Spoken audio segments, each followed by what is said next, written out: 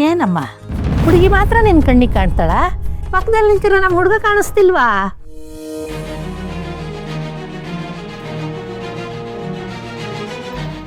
ಇಬ್ಬರಿಗೂ ಸೇರಿ ಆರತಿ ಮಾಡು.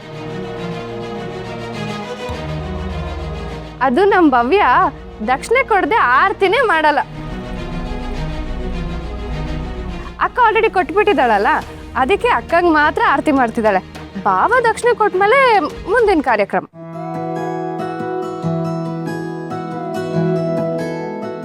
ಆರತಿ ತಟ್ಟೆ ಇಟ್ಕೊಂಡು ತುಟ್ಟು ಹಾಕ್ತೀವಂತ ಕಾಯ್ತಾ ಇದ್ರು ಅನ್ಸುತ್ತೆ. ಸರಿ ಸರಿ, ಏನೇನು ಕೊಡ್ತೀರಾ, ಎಷ್ಟೆಷ್ಟು ಕೊಡ್ತೀರಾ, ಬೇಗ ಬೇಗ ಕೊಟ್ಬಿಡಿ. ಅತ್ತೆ ಇದೇನಿದು 500 ರೂಪಾಯಿ? ಜಾಸ್ತಿ ಆಯ್ತಾ? ಜಾಸ್ತಿ ಅಲ್ಲ, ಇಷ್ಟೇನಾ? ಏ ಸುಮ್ಮನೆ ಹಾಕೋ, ಬಿಟ್ರೆ ಮನೇನೆ ಬರ್ಕೊಟ್ಬಿಡೋ ಒಂಥರ ಇದೆಯಾ, ಹಾಕೋ.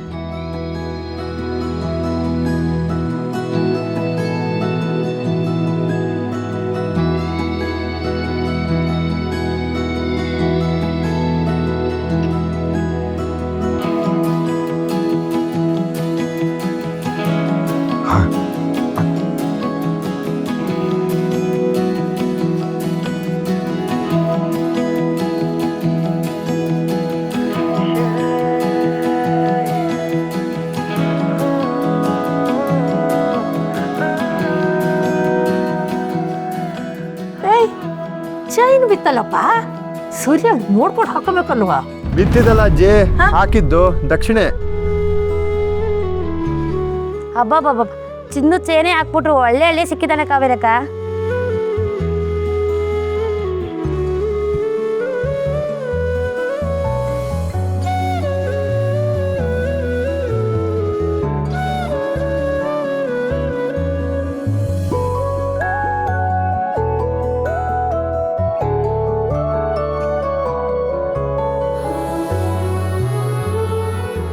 ಸರಿ, ಒಳಗಡೆ ಹೋಗಿ ಬನ್ನಿ ಬನ್ನಿ, ಎಲ್ಲ ಬನ್ನಿ.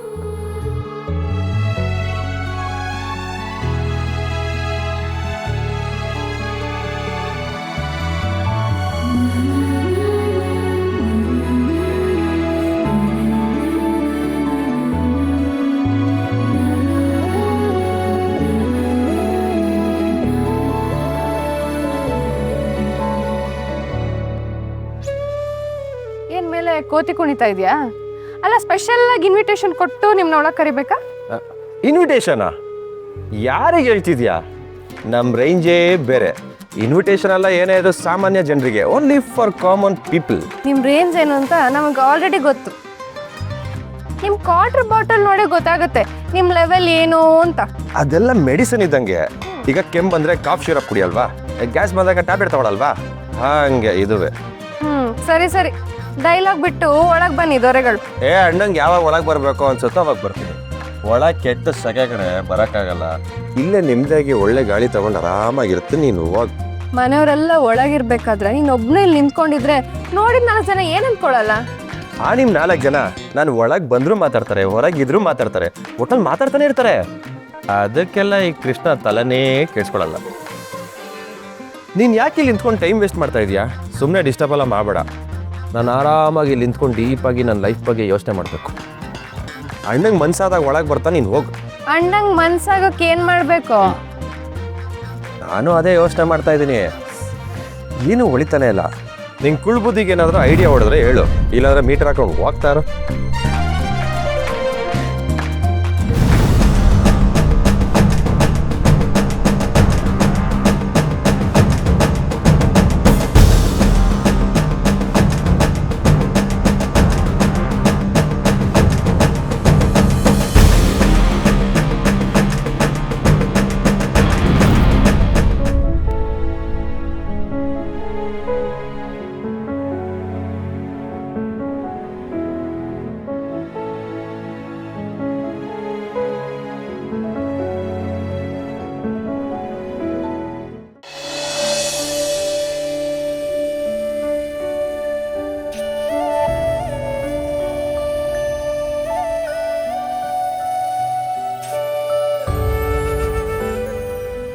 ಕಲ್ಯಾಣಿ, ಹೇ ಏನಾಯ್ತು?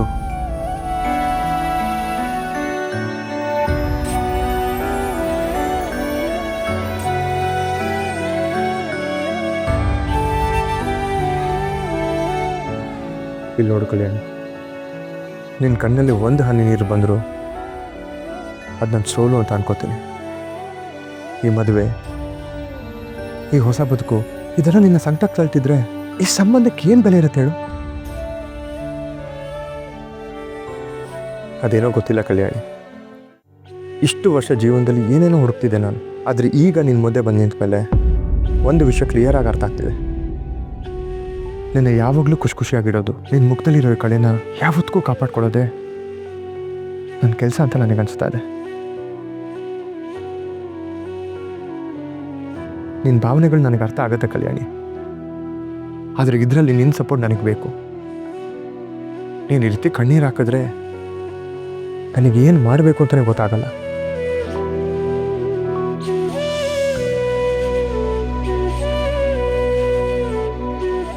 ನಿನ್ನ ಭಾವನೆಗಳಿಗೆ ನಾನು ಯಾವತ್ತೂ ಬೆಲೆ ಹಾಕಲ್ಲ ಕಲ್ಯಾಣಿ.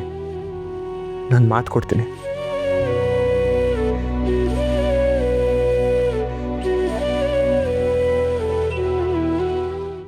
ಸರ್, ನಿಮ್ಮ ಹತ್ರ ಏನೋ ಒಂದು ವಿಷಯ ಮಾತಾಡಬೇಕಿತ್ತು. ಮಾತಾಡು ಮಗಳೇ. ನನ್ನ ವಯಸ್ಸಲ್ಲಿ ತುಂಬ ಚಿಕ್ಕವಳು, ಆದರೆ ಒಂದೇ ಒಂದು ವಿಷಯ ಕೇಳ್ತೀನಿ. ನಿಮ್ಮ ಅಂಗಡಿಲಿ ಆಭರಣ ಕೊಂಡ್ಕೊಳ್ಳೋವಾಗ ಒಂದು ಸರದಲ್ಲಿ ಕೊಂಡು ಇಲ್ಲದೆ ಹೋದರೆ ಅದನ್ನು ಜನ ಒಪ್ಕೊಳ್ಳಲ್ಲ ಅಲ್ವಾ ಸರ್? ಖಂಡಿತ ಒಪ್ಪೋದಿಲ್ಲ. ಈಗ ಯಾಕೆ ಈ ಮಾತು? ಇದು ಮದುವೆ ಮನೆ, ಬೀಗರು ಬಂದಿದ್ದೀರ. ನಿಮ್ಮನೆ ಕೊಂಡು ಮನೆ ಆಚೆ ನಿಂತಿದೆ ಅಂದರೆ ಅದನ್ನು ಜನ ಒಪ್ಕೊಳ್ತಾರ? ಈ ಸಂಭ್ರಮಕ್ಕೆ ಒಂದು ಅರ್ಥ ಬರುತ್ತಾ? ನೀನು ಕೃಷ್ಣನ ಬಗ್ಗೆ ಮಾತಾಡ್ತಾ ಇದೆಯಾ? ನಾನು ಕೇಳಿದ್ರಲ್ಲಿ ಏನಾದರೂ ತಪ್ಪಿದ್ರೆ ಕ್ಷಮಿಸಿ ಸರ್. ಅವರೊಬ್ಬರ ಬಗ್ಗೆ ಮಾತಾಡ್ತಾ ಇಲ್ಲ, ಅವರಿಂದ ಪರಿಪೂರ್ಣ ಆಗೋ ಈ ಮದುವೆ ಮನೆ ಬಗ್ಗೆ ಮಾತಾಡ್ತಾ ಇದ್ದೇನೆ. ಇಷ್ಟು ದಿನ ಒಂದು ಲೆಕ್ಕ, ಇನ್ನು ಮುಂದೆ ಒಂದು ಲೆಕ್ಕ. ನಿಮ್ಮ ಮನೆಯವರೆಲ್ಲ ಈಗ ನಮ್ಮ ಮನೆಗೆ ತುಂಬ ಮುಖ್ಯ ಆಗ್ತಾರೆ ಸರ್. ಈ ಸಂಬಂಧಕ್ಕೆ ನೀರಾಕಿ ಬೆಳೆಸ್ಬೇಕೇ ಹೊರತು ಬಿಸಿಲಲ್ಲಿ ಬಿಟ್ಟು ಒಣಗಿಸೋದು ಸರಿಯಲ್ಲ ಸರ್. ನೀನು ಚಿಕ್ಕವಳು, ಆದರೆ ನಿನ್ನ ಆಲೋಚನೆಗಳೆಲ್ಲ ತುಂಬ ದೊಡ್ಡದು.